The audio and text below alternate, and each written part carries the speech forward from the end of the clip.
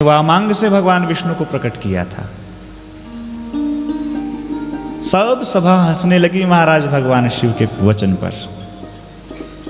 अब सुंदर वेदिका पर सुंदर वेद मंत्रोच्चार के द्वारा भगवान का ब्याह होने लगा। पूर्ण वैवाहिक विधि से, वैदिक विधि से भगवान ने विवाह किया है। भगवान वेद की मर्यादा, हमारे ग्रंथों की मर्यादा, उसका पूर्ण रूप से पालन करते हैं। जैसा जैसा ब्राह्मण करवा रहे थे वैसा वैसा हमारे भोलेनाथ करते जा रहे थे।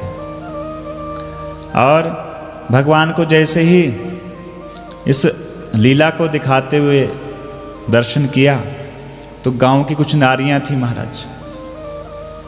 ब्याह में आप कभी निचले क्षेत्रों में जाओ तो ब्याह में गालियां दी जाती हैं, जिनको कहते गारी। उसमें कोई अपशब्द नहीं होता, कहने का नाम होता है गाली, लेकिन गाली नहीं होती। उसमें खूब छेड़खानी की जाती है महाराज वर पक्ष के साथ।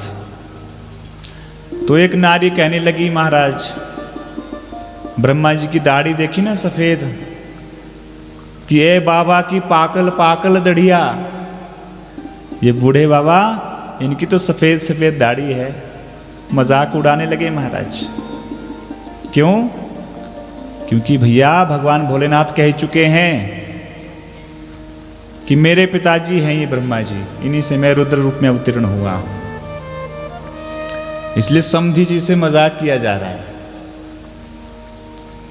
सब सभा हंसने लगी महाराज। भगवान शंकर आनंदित हो रहे हैं।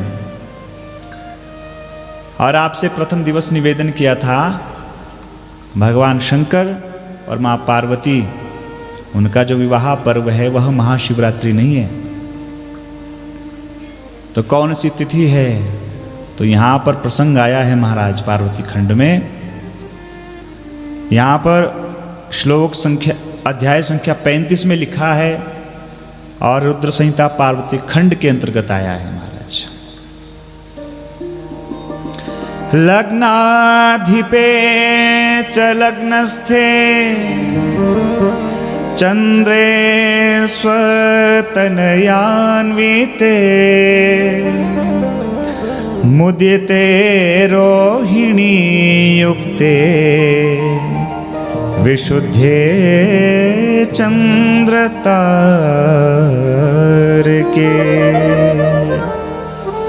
यहाँ पर रुद्र संहिता पार्वती खंड अध्याय 35 में लिखा है महाराज, भगवान शंकर और जो मां पार्वती का विवाह हुआ है वह मार्गशीर्ष मास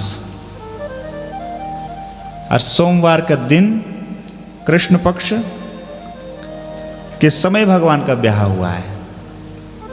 और यदि रामचरितमानस आपने पढ़ी हो तो रामचरितमानस में एक और तिथि लिखी हुई है।